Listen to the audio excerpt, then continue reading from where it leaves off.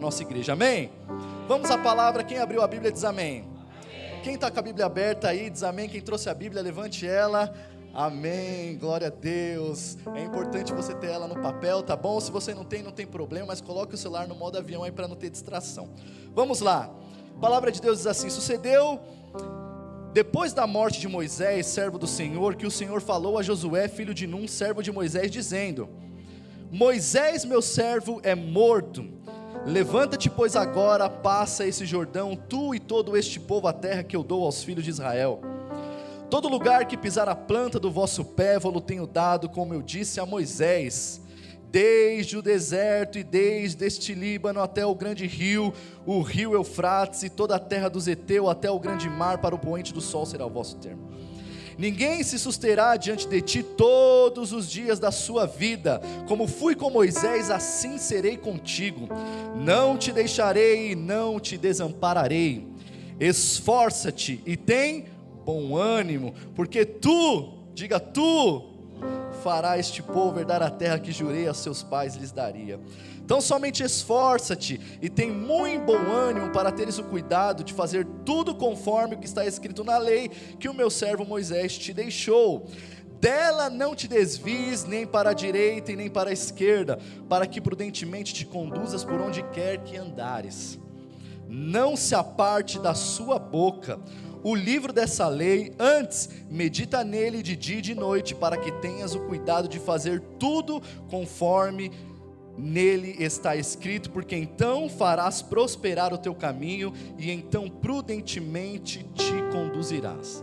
Não te mandei eu? Esforça, diga comigo, esforça-te. Diga aí, tem bom ânimo. Não pasmes e nem te espantes, porque eu, o Senhor, o seu Deus, olha que maravilha, sou contigo por onde quer que andares. Meu Deus, que texto maravilhoso, irmãos. Por si só, esse texto na verdade já é uma grande explanação. Esse texto é um texto muito conhecido de todos nós, que fala sobre a palavra de Deus animando a Josué, que agora é o sucessor de Moisés. Quando eu olho para a história do povo hebreu, eu vejo que Josué talvez não tenha se atentado para o fato de que Deus tinha algo tão grandioso na vida dele, porque ao longo do caminho Deus vinha posicionando Moisés, dizendo assim: olha, prepara Josué. Quando você vai para Êxodo, capítulo de número 17, talvez tenha sido a batalha mais difícil do povo hebreu. Quando eles chegam em Refidim, a Bíblia diz que aconteceu uma batalha contra os amalequitas, o povo ao qual Deus havia decretado uma batalha pessoal. Deus diz para Moisés: a minha luta contra Amaleque será de geração em geração. Mas nessa batalha, enquanto Moisés estava velho no monte intercedendo, porque ali não era apenas uma batalha física, mas uma batalha espiritual, porque Moisés era velho, então ele está sentado em uma pedra no cume do monte, e o povo hebreu batalhando contra o povo amalequita, que era um dos povos mais bélicos daquela época. E a Bíblia diz que o exército hebreu não estava prevalecendo contra o exército dos amalequitas, mas quando Moisés levantava os seus braços, a Bíblia conta que o exército do povo hebreu começava a avançar. Moisés já era velho, já era cansado, e os seus braços naturalmente baixavam. E aí então, quando Arão e Hur ajudaram Moisés a sustentar os seus braços, a Bíblia diz que por conta da intercessão, obrigado Tom, por conta da intercessão de Moisés, o povo hebreu estava prevalecendo, e foi uma batalha muito difícil. Existem batalhas físicas que nós venceremos também por implicações espirituais. Às vezes nós estamos batalhando uma guerra, uma batalha física, mas muitas vezes nós não prevalecemos porque nos falta esse ímpeto espiritual também. Muitas vezes você está olhando para uma situação da sua vida, da sua casa, da sua família, do seu casamento, você está lutando, você está fazendo sua parte. Já conversei com esse homem, pastor, já conversei com essa mulher, estou tentando mudar, mas parece que as coisas não engrenam. E Deus está falando para você nessa manhã, porque essa batalha vai além de uma batalha física, ela é uma batalha espiritual também. Então para isso você precisa levantar os seus braços para vencer essa batalha, chegando na sua casa e começando a declarar a vitória do Senhor. sabe? Para isso nós temos que ter percepção espiritual, mas muitas vezes, quando nós estamos no olho do furacão, como dizem, nós não conseguimos enxergar isso. E nós precisamos de pessoas para nos ajudarem. Assim foi também com Moisés, estava velho, não conseguia levantar as suas mãos, e Deus levanta Arão e Hur para sustentar os braços de Moisés. Você está cansado, irmão, de batalhar? Você está cansado de guerrear? Deus está colocando um Arão e Hur do seu lado. Olha para o seu lado aí, quantas pessoas tem aqui? Quantos Arãos e quantos Hurs tem aqui? Pessoas para te ajudarem nessa batalha. Por isso não se fecha, não, pastor, eu não gosto que ninguém saiba da minha vida. Mas tem amigos que são mais chegados do que irmão. Não é verdade? Não é isso que a batalha diz, que a Bíblia diz? Que existem amigos que são mais chegados do que irmãos. E Deus está colocando pessoas para te ajudar a vencer essa batalha. Entra dentro da sua casa, levante suas mãos, está difícil, chama a irmã Maria da intercessão. Liga para o pastor, liga para a pastora. Você não precisa vencer essa guerra sozinho, não. Você não precisa provar nada para ninguém. Porque, irmão, ninguém é super-herói da fé. Tem momentos que nós nos sentimos fracos. Eu vou falar sobre isso aqui. Mas eu estava falando sobre o fato de Josué talvez não se atentar para a coisa grande que Deus tinha para a vida dele. Então, quando termina essa batalha do povo amalequita, a Bíblia diz que Deus fala para Moisés: relata num livro e escreve para a memória de Josué que a minha luta contra Amaleque será de geração em geração. E Deus está falando: olha, prepara Josué, prepara seu sucessor, porque daqui a pouquinho o seu propósito está acabando. Mas por que Deus levantou Josué no lugar de Moisés? Porque Deus queria levantar uma nova geração. Diga comigo: Deus quer levantar uma nova geração. Uma geração forte, uma geração encorajadora, uma geração do ânimo. E tudo isso aconteceu porque Deus provocou essa situação. Quem estava aqui no domingo passado diz glória a Deus. Eu falei para vocês que ia provar na Bíblia, mas eu nem me lembro se eu li o texto. Eu falei para vocês que ia provar na Bíblia que foi Deus que provocou aquela situação, e está aqui na Bíblia, porque Deus falou assim: olha, agora Moisés, levanta um líder de cada tribo aí, vão espiar a terra. Mas Deus sabia que aquela história não teria um desfecho legal, porque Deus queria tirar uma geração murmuradora, uma geração que estava com saudade do Egito, e Deus queria levantar uma geração nova. Pergunta: por quê, pastor? Porque o propósito de Deus continua de pé. O propósito de Deus continua de pé. Então Deus quer levantar uma geração que queira viver os propósitos dele. Porque uma geração envelhecida, uma geração murmuradora, uma geração que tem saudade do Egito, nunca pode se apropriar das coisas de Deus. Então, olha o que aconteceu. A geração sucessora da geração de Moisés se deu pelo fato do texto que está em Números 14. Abre comigo Números 14, versículo de número 21. Deus provocou aquela situação, mas o fato não foi aquela situação. Foi isso aqui que aconteceu em Números 14.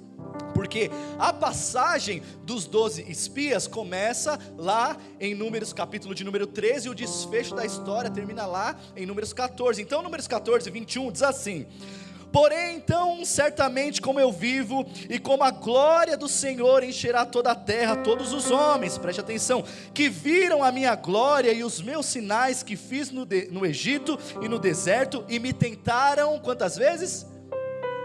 Quantas vezes? Então, a situação dos 12 espias não foi a primeira vez que Deus estava indignado com aquela geração. Quantas vezes eles haviam tentado a Deus? 10 vezes. Então Deus já estava assistindo tudo. A palavra de Deus diz que os olhos do Senhor estão em todos os lugares. Deus conhece os nossos pensamentos, Deus conhece os nossos sentimentos, Deus de fato sabe se nós queremos nos apropriar daquilo que é dele ou não. E Deus quer trazer esse ânimo dentro de nós, irmão. Não é fora não. Muitas vezes nós olhamos para fora e somos influenciados por aquilo que está fora, e Deus está falando: a obra que eu preciso fazer está dentro. Diga comigo: está dentro. Então o povo foi liberto do Egito, mas precisava tirar o Egito de dentro deles. Versículo de número 23: não verão a terra que a seus pais jurei, até que nenhum daqueles que me provocaram haverá, e nenhum daqueles que me provocaram haverá. Versículo de número 24: porém o meu servo Calebe, porquanto nele houve outro espírito. Que espírito é esse?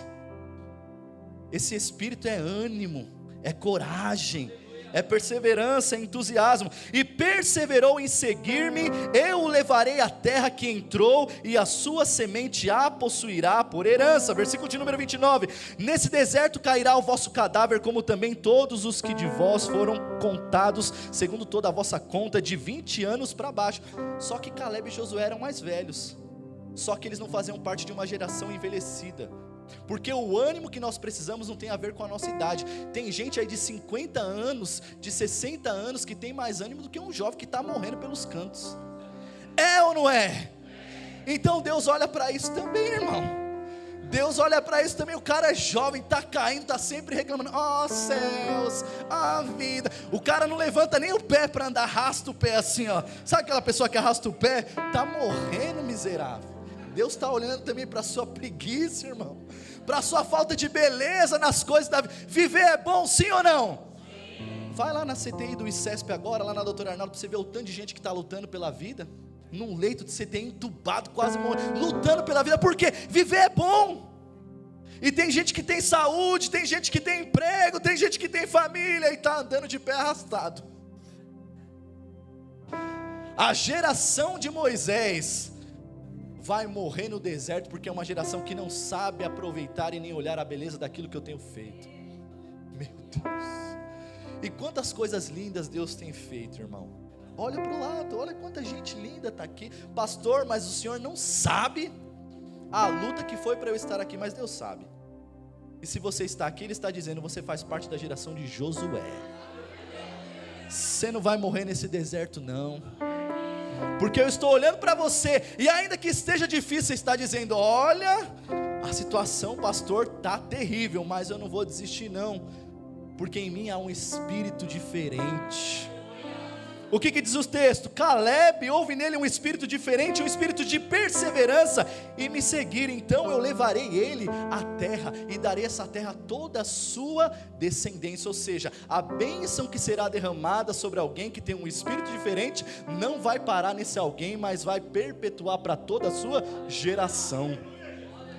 Que coisa linda, irmão. Eu quero ver os meus filhos crentes, eu quero ver os meus netos crentes, eu quero ver minha geração amando a Cristo mais do que a mim. Mas para isso, Deus precisa olhar para mim e se agradar do meu coração. Deus está contemplando todos nós, Ele sabe aquilo que tem dentro de nós, pastor. Mas tem vezes que as circunstâncias são difíceis, mas mesmo as circunstâncias sendo difíceis, o nosso coração não pode estar contaminado querendo voltar para o Egito. Porque a grande questão aqui é o povo que queria voltar para onde? Para o Egito. Então o versículo de número 29 diz, neste deserto cairá o vosso cadáver, como também todos os que de vós foram contados, segundo toda a vossa conta, de 20 anos para baixo, os que dentre vós murmuraram contra mim. Versículo de número 30, e não entrareis na terra pelo qual levantei a minha mão, que vos faria habitar nela, salvo Caleb, filho de Jefoné, e Josué, filho de Num. Então se você quiser anotar aí, depois você lê na sua casa, 1 Coríntios 10, a partir do versículo 1 até o versículo 13, Paulo vai trazer a lista dessas 10 coisas que o povo hebreu fez na terra do Egito. E aí ele diz que essas coisas são como figuras para nós, para que não cobicemos as coisas, mas, então o inteligente, o sábio, ele aprende com o erro de quem? Dos outros. Eu não preciso cometer o mesmo erro que meu pai, eu não preciso cometer o mesmo erro que a minha mãe. Então Paulo está dizendo lá em 1 Coríntios 10, a partir do versículo 1 até o versículo de número 13, 10 coisas que o povo hebreu fez que tentou a Deus, dizendo, olha, essas coisas nos foram dadas como figuras, para que não cobicemos aquilo que é mal. Então Deus não quer ver em hipótese alguma que o nosso coração deseja aquilo que é mal. Sabe por quê? A cada dia Deus está colocando algo bom para você provar. Você acredita nisso, irmão? Só pelo fato de você levantar da sua cama e abrir os seus olhos, Deus já está dizendo, eu preparei algo bom para você. Ah, mas não tem dinheiro para pagar a conta, o coraçãozinho está batendo, eu coloquei algo bom para você. Sabe por quê? Muitas vezes nós queremos entender demais, e a gente não precisa entender, nós precisamos provar. Diga assim, eu não preciso entender, eu só preciso provar. Sabe por quê?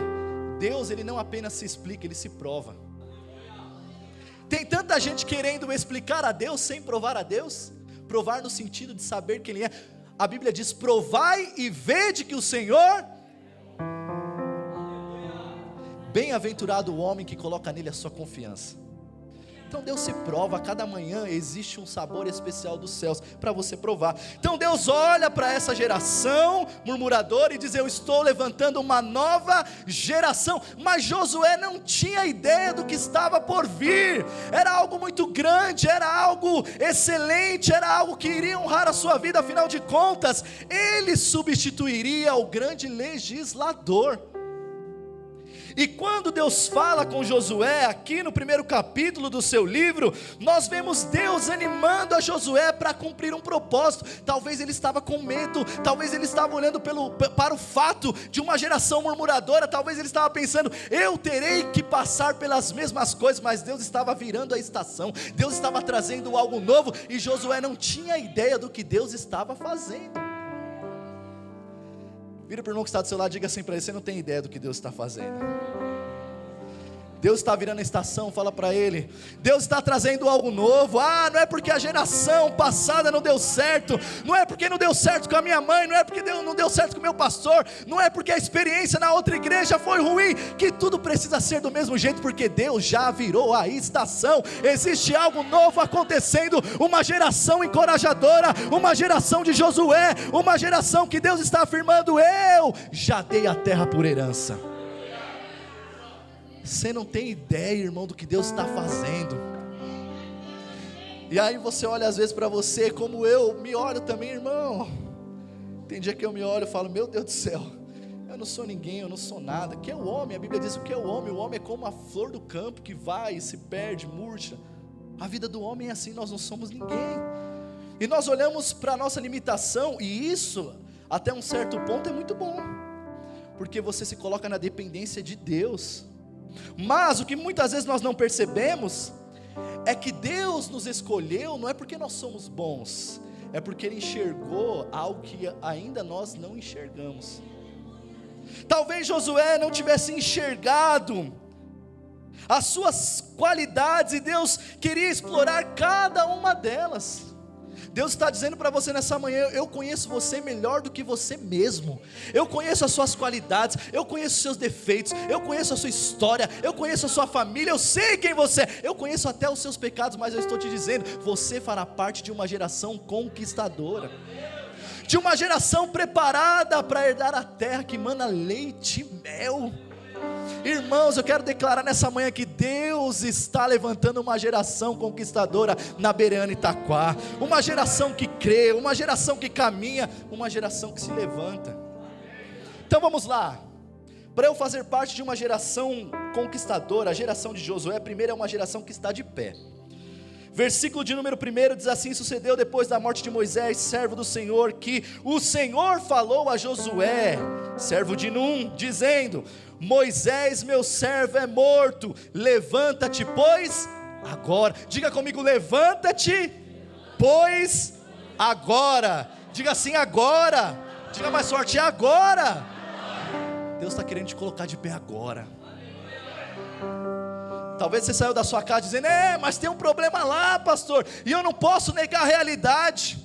Amanhã é segunda-feira, 6 horas da manhã, 5 horas da manhã, o relógio vai despertar. Mas Deus está dizendo: independentemente de todas essas coisas, eu te coloco de pé nessa manhã. A geração de Josué é a geração que está de pé, porque às vezes nós ficamos prostrados pelas circunstâncias da vida, mas a palavra de Deus nos coloca de pé. E sucedeu depois da morte de Moisés, que o Senhor falou, ou na sua tradução, a palavra do Senhor veio a Josué dizendo: levanta-te pois agora. É a palavra de Deus que nos coloca de pé. É por isso que todos os domingos você acorda cedinho, você coloca a sua melhor roupa, porque ainda que esteja doendo, ainda que esteja machucando, você acredita que quando você entrar daquelas portas para dentro, existe uma palavra que te coloca de pé. Não é a palavra de homens, não é a palavra do pastor, mas é a boca de Deus para você nessa manhã, dizendo: eu te coloco de pé. Irmão, a palavra de Deus nos coloca de pé. As circunstâncias estão te colocando para baixo, perdão. Abra sua Bíblia e leia, que a palavra de Deus vai te colocar de pé. Tem dia, irmão, que a gente não quer nem levantar da cama. Tem dia que está difícil, está tudo certo. Está tudo certo, nós somos seres humanos mesmo. Não, ninguém aqui é super-herói da fé. Tem dia que nem eu quero levantar da cama, mas quando eu abro a minha Bíblia, a palavra de Deus me coloca de pé. Porque a palavra de Deus é alimento, a palavra de Deus é a fonte que sacia a sede, a palavra de Deus é a nossa força diária. Salmos de número 37, 23 diz assim: os passos de um homem bom são confirmados pelo Senhor, e ele se deleita no seu caminho. Ainda que caia, diga comigo, ainda que caia, não ficará prostrado. Fala mais forte, ainda que caia, não ficará prostrado, porque o Senhor o sustém. Ah, irmão, eu quero que você fale de novo, sabe? Porque o inferno precisa ouvir isso. O diabo precisa ouvir isso, porque hoje ele disse: ela não vai conseguir, ela não vai entrar nessa igreja. Mas Jesus está dizendo para você nessa manhã que os passos de um homem bom são confirmados pelo Senhor. Diga comigo, ainda que caia, não ficará prostrado, porque a mão do Senhor o levantará. Quem pode celebrar Jesus por essa palavra nessa manhã? O diabo tentou, mas você disse: eu não ficarei prostrado, porque a boa mão do Senhor me colocará de pé.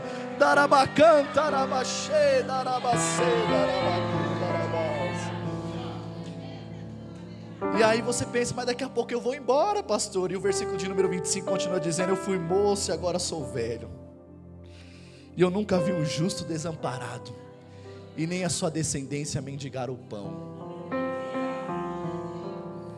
Sabe de uma coisa que muitas pessoas não entendem? Que você deixar o problema para vir à igreja não é abandonar e nem negar a realidade. Você está dizendo: enquanto eu cuido de fazer a vontade do papai, o papai faz aquilo que eu preciso. Sabe por quê? Eu estou 30 anos no evangelho, e tem muita gente que se embaraça, irmão. Tem muita gente que fala: pastor, mas eu não consigo ir por culto, porque eu tenho que trabalhar, eu tenho que fazer o dinheiro. E, irmão, no final das contas, quando você colocar na ponta do lápis, você vai ver que não valeu a pena. Trabalhou e quebrou princípios. E como que você vai ter a bênção de Deus se você quebra princípio? Existe um dia que precisa ser dedicado ao Senhor. Existe um dia que precisa ser consagrado a Ele. Mas quando nós deixamos de fazer a vontade de Deus e dizemos assim: ó Senhor, espera aqui um pouquinho que eu vou resolver ali. Você está dizendo: Deus, eu vou sem o Senhor mesmo. E aí as circunstâncias da vida te colocam prostrado. Mas a palavra de Deus diz que 7 vezes cairá o justo, mas ele se levantará, porque existe um Deus que nos sustém. Diga comigo, a geração de Josué é uma geração que se coloca de pé. Quem está de pé nessa manhã? Está de pé, irmão. Você declarou. O inferno tentou, o inferno pensou que ia conseguir, mas não vai conseguir não. Geração de Josué é a geração do esforço. Deus coloca Josué de pé e reafirma a sua aliança com ele. Versículo de número 3 diz: todo lugar, Josué, que você pisar a planta dos seus pés, eu estarei contigo, assim como fui com Moisés. Só que quando nós estamos com medo, como eu disse no culto do domingo passado, a gente não consegue enxergar que tudo já está preparado. Falei na live devocional da sexta-feira. Jesus saindo do território dos samaritanos, os discípulos dizem: Senhor, para comer. Ele disse: não é hora de parar para comer não, porque vocês dizem que daqui a 4 meses haverá colheita. Eu porém vos digo, levantem os olhos e vejam, os campos já estão brancos e preparados para a colheita.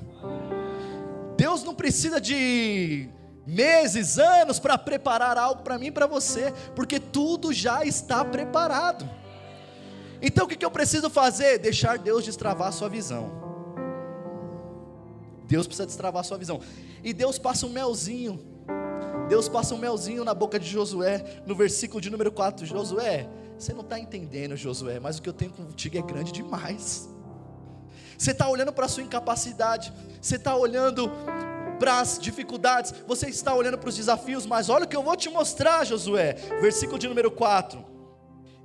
Desde o deserto e desde esse Líbano, até o grande rio Eufrates, e toda a terra dos heteus e do grande mar para o poente, para o poente do sol será o seu termo. Sabe o que Deus está fazendo? Eu imagino, a Bíblia não fala, mas eu imagino Deus pegando pela mão de Josué, colocando ele num alto monte, dizendo: olha, você está vendo isso aí? Senhor, eu estou vendo, é grande demais, mas é para você. Às vezes a gente não acredita, irmãos, que o que Deus tem preparado é maior do que aquilo que nós podemos imaginar. Não, mas lá atrás não deu certo. Ei, não vos lembreis das coisas passadas, nem considerei as coisas antigas. Deus está dizendo: o que eu tenho para você é grande demais. Então, Josué, estou destravando a sua visão. Olha todo esse termo, olha toda essa terra grande. Tá, o que tem, Senhor, é sua. E aí ele está olhando: é para mim? Sim, é para você. E o que eu preciso fazer? Esforça-te e tenha bom ânimo. Ânimo não se recebe por imposição de mãos. Ânimo não se recebe por uma unção que vem de Deus. Ânimo se recebe por decisão. Se eu ficar me lamentando, irmão, eu vou viver as lamentações de Jeremias a vida inteira. Mas se eu colocar algo no meu coração dizendo: eu vou me levantar e vou cumprir o propósito de Deus, irmão, não existe capeta, não existe inferno, não existe macumba. Ah, pastor, fizeram macumba, é mal olhado. Tem a vizinha invejosa, faz campanha. Se Deus liberou a palavra, ninguém pode contender com ele. Ninguém pode contender com Deus. É que às vezes a gente não consegue enxergar isso. Deus só está dizendo para você: olha, mude, vira a página, vira a chave, ânimo, e você viverá a bênção de uma terra que mana leite e mel. Ao invés de você olhar para as suas dificuldades, olhe para o tamanho do seu Deus. E talvez você entrou aqui nessa noite com as suas expectativas baixinhas devido às circunstâncias, igual aquele paralítico de Marcos, texto de Marcos, se eu não me engano, se é Marcos 2 ou Marcos 4, que foi introduzido na presença de Jesus por 4 amigos. A palavra de Deus diz que Jesus estava em Cafarnaum e entra em uma casa, e de repente ele começa a ensinar a palavra, e uma grande multidão afluiu àquela casa. E aí existia um paralítico que estava numa cama, e 4 amigos que disseram assim: nós vamos te levar até a presença de Jesus. E eu imagino o paralítico dizendo assim: olha, não, mas tem muita gente. Imagina os caras levando aquele paralítico, e muita gente dizendo: dá licença, a gente precisa que esse homem aqui seja curado. E nós ouvimos dizer que Jesus de Nazaré tem feito milagres. Ele tem dado vista aos cegos, ele tem dado força aos mancos, ele tem curado leprosos. Então esse camarada aqui precisa de uma bênção, porque ele é o nosso amigo. Nós não suportamos ver ele nessa situação. Dá licencinha aí que a gente quer levar ele. Tem vezes nas nossas vidas que nós precisamos de 4 pessoas para nos carregarem em uma maca. Porque tem hora que nós somos aqueles que carregam, mas tem hora que nós somos aqueles que estão deitados numa maca. E está tudo bem, está tudo certo. Só que Jesus levanta uma geração de Josué que carregam essas macas também. Você entrou aqui nessa manhã dizendo: eu estou sendo carregado, não tem problema não, mas hoje é o dia do seu milagre. Hoje é o dia do seu milagre. Eu imagino os caras dizendo: nós vamos te introduzir. Não, mas tem gente demais, não dá. E a geração de Josué, de 4 homens enfoguetados, dizendo: vai ser hoje, você não sai daqui hoje sem ser curado. Não dá pela porta, nós vamos entrar pelo telhado mesmo. Meu Deus, que o Senhor levante essa geração de pessoas que não se importem com os desafios, mas que olhem para o propósito. Se Jesus está aqui, nós vamos colocar esse homem na presença dele. Eles abriram o telhado da casa, sei lá se era da sogra de Pedro, porque foi em Cafarnaum que Jesus curou a sogra de Pedro. Jesus estava lá pregando, e aí eles, daqui a pouco, imagina o telhado abrindo, a maca descendo, e Jesus olha para aquele homem e fala: os seus pecados estão perdoados.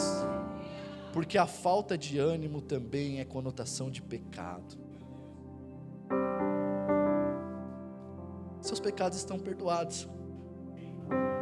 Jesus deseja nos perdoar do pecado do desânimo. Sabe por quê? A palavra é a mesma. O Espírito Santo continua atuando. Ele não mudou. Sabe aquele Deus que curou a sua avó, que trouxe aquela palavra que um dia você nem imaginava e se cumpriu? É esse Deus que está aqui hoje, irmão. A estação muda, os dias mudam, mas Ele permanece o mesmo. seus pecados estão perdoados, e não falou mais nada. E aí os religiosos que estavam lá começaram a dizer: quem é esse cara aí? Quem ele pensa que ele é para perdoar pecados? Jesus, conhecendo os seus corações, diz: vocês estão arrazoando nos seus corações, mas para que saibais que o Filho do Homem tem poder para perdoar pecados, a ti eu te digo, levanta-te, toma o teu leito e anda. Ele se levantou, recebeu a palavra e caminhou. Teve que se esforçar, teve que levantar da maca. Se hoje você está sendo carregado em uma maca, Jesus está aqui para te dizer: os seus pecados estão perdoados. O diabo não pode mais lançar no seu rosto aquilo que você fez, que já era, acabou. Acabou, os seus pecados estão perdoados. O que eu tenho que fazer? Levanta, toma o teu leito e anda, porque nós somos a geração do esforço. Nós somos uma geração que não tem medo de desafios. Nós somos uma geração que não tem medo de trabalho. Nós somos uma geração que arregaça as mangas. Se é para pregar, eu vou pregar. Se é para tocar, eu vou tocar. Se é para evangelizar, eu vou evangelizar. Se é para discipular, eu vou discipular. Se é para orar, eu vou orar, porque eu sou uma geração do esforço. Existe uma terra preparada e eu viverei pelos olhos da fé. Esforço. Esforça-te e tenha ânimo. Atos dos Apóstolos 20, 33. O apóstolo Paulo está agradecendo os irmãos, e ele ia agora para Jerusalém para ser morto. Mas ele diz assim: de ninguém cobicei a prata e nem o ouro nem as vestes. Vós mesmos sabeis que para o que me era necessário, a mim e aos que estão comigo, estas mãos, diga comigo, estas mãos, diga, estas mãos me serviram. 35, tenho-vos mostrado que em tudo, trabalhando, diga comigo, trabalhando, assim é necessário auxiliar os enfermos, e recordar as palavras do Senhor Jesus que diz: mais bem-aventurada coisa é dar do que receber. Às vezes eu estou com a mão estendida para receber e eu larguei o arado. Paulo está dizendo: tudo que aconteceu foi porque eu não tinha uma vida pautada em cobiça de ouro e nem prata. Afinal de contas, foi eu que preguei, foi eu que plantei essas igrejas. Eu que ensinei a Tito, eu que ensinei a Timóteo. Eu tinha sim certa autoridade ou certo privilégio de desfrutar das bênçãos financeiras das igrejas às quais eu plantei. Mas de ninguém eu cobicei nem ouro nem prata. Sabe por quê? Paulo tinha um caráter trabalhador. Paulo tinha um ânimo lá em cima. Paulo era alguém encorajado e era alguém esforçado. Por isso que ele diz assim: olha, sede meus imitadores como eu sou de Cristo. Porque a mão não largava o arado, irmão. Diga para o seu irmão: não larga o arado não, irmão. Continua, fala para ele. Continua, porque o Senhor nessa manhã te coloca de pé. Continua trabalhando, porque há recompensa para aqueles que trabalham.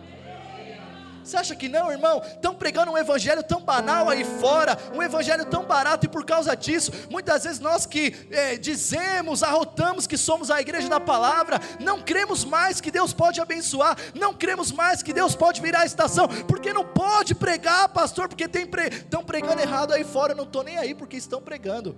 Eu quero saber o que a palavra está dizendo, e a palavra de Deus diz: existe uma bênção grande chegando.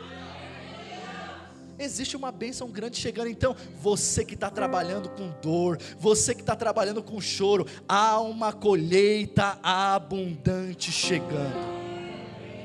Ou você achou que você ia ficar no 0 a 0? Você achou que você ia ficar no 0 a 0? Não, existe uma colheita chegando. O Pedro que era o discípulo impetuoso, ele ousou um dia fazer uma pergunta para Jesus: e nós que deixamos tudo para te seguir?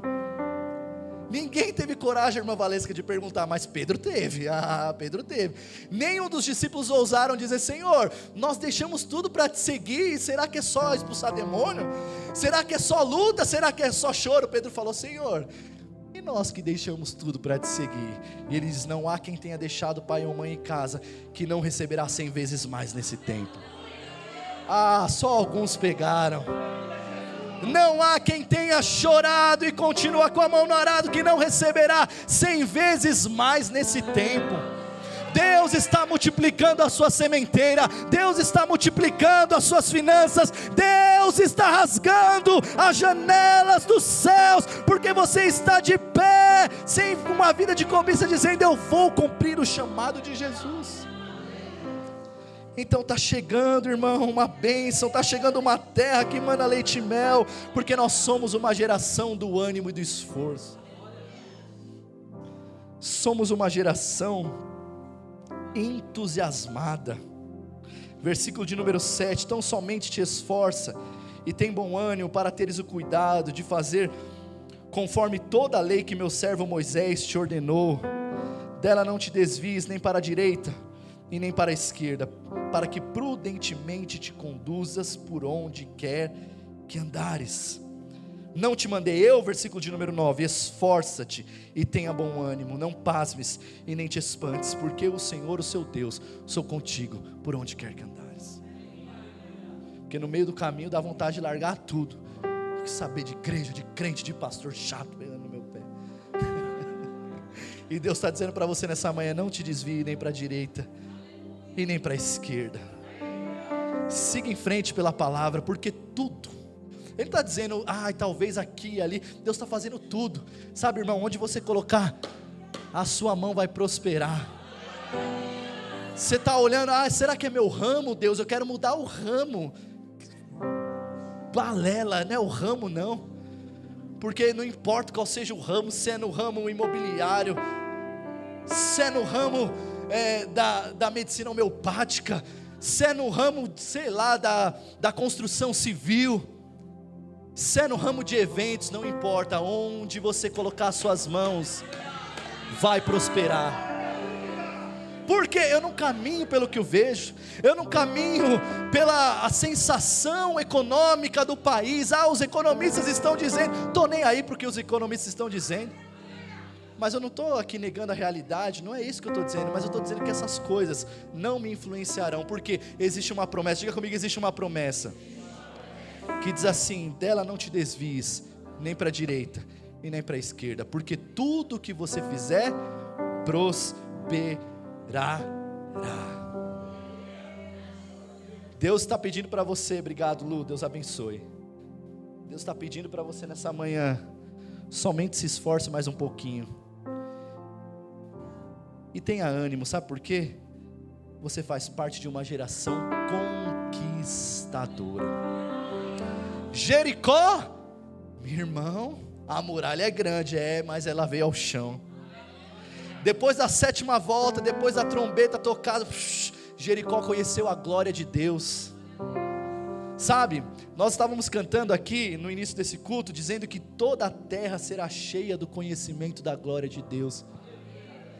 E às vezes eu fico questionando o que eu estou cantando. Eu falo: Senhor, tá bom, toda a terra será cheia do conhecimento da tua igreja, mas a minha igreja não conseguiu influenciar nem a Vila Virgínia ainda. Nós estávamos cantando e eu estava indagando a Deus a respeito disso. Toda a terra será cheia da glória. Senhor, quando que isso vai acontecer? E Ele falou para mim: não pasmes e nem te espantes, porque eu sou contigo por onde quer que você ande. Não é pela sua força, não é pela sua capacidade de administrar, não é pela palavra que tem somente sido pregada, mas é pela minha promessa. Só que existe um tempo que nós precisamos respeitar, e é o tempo de Deus. Existem algumas batalhas que nós temos que travar, e não adianta não querer travar, porque nós vamos ter que travar, mas lá na frente, nós entraremos na terra que mana leite e mel, uma terra de frutos deliciosos. Um tempo de refrigério está chegando, irmã. Um tempo de refrigério está chegando, porque eu faço parte de uma geração entusiasmada e encorajada. Eu faço parte de uma geração que jamais voltará para trás. Que o Senhor nos ajude e nos dê graça a sermos essa geração conquistadora. Eu quero declarar que a partir da promessa de Deus feita nesse lugar, nós influenciaremos todos os bairros dessa cidade. Mas para que isso possa acontecer, irmão, nós precisamos ser a geração que está de pé, a geração do ânimo, a geração do esforço. Começar a olhar as coisas, como o presbítero Tom falou aqui. Eu fui lá no Bereana no Lar e no final algo extraordinário aconteceu. Por quê? Porque onde Deus está, algo extraordinário acontece. Nunca pense que é só mais um Bereana no Lar. Nunca pense que é só mais um culto de ensino. Nunca pense que é só mais um culto de domingo. Não, irmão. Existe algo poderoso sendo gerado em nós. Você crê nisso? É isso que Deus tem para nós. Esse avivamento vai correr as ruas desse bairro, entrar pelos bairros circunvizinhos. Mas como que isso vai acontecer se eu ficar aqui gritando, pulando e me emocionando? Não, dizendo: Senhor, eis-me aqui, eu estou de pé, eu quero fazer parte. Diga: eu quero fazer parte do que o Senhor tem feito nessa geração. Deus está soprando. Quem acredita nisso? Deus está soprando uma onda de avivamento, o presbítero Elcio, e Ele só está alinhando o nosso coração. Essas 4 paredes são pequenas demais, perto daquilo que Deus vai fazer com essa igreja. Daqui a pouco a gente vai ter que passar marreta em tudo isso aqui, comprar as propriedades vizinhas, porque não está cabendo de gente, porque a geração de Josué está crescendo, a geração de Caleb está crescendo. São crianças, jovens, adolescentes, velhos, obreiros, pastores, ministros, que têm se levantado dizendo: eu tomarei posse da terra. Você crê nisso? Então fique de pé, eu quero orar com você nessa manhã. Grupo de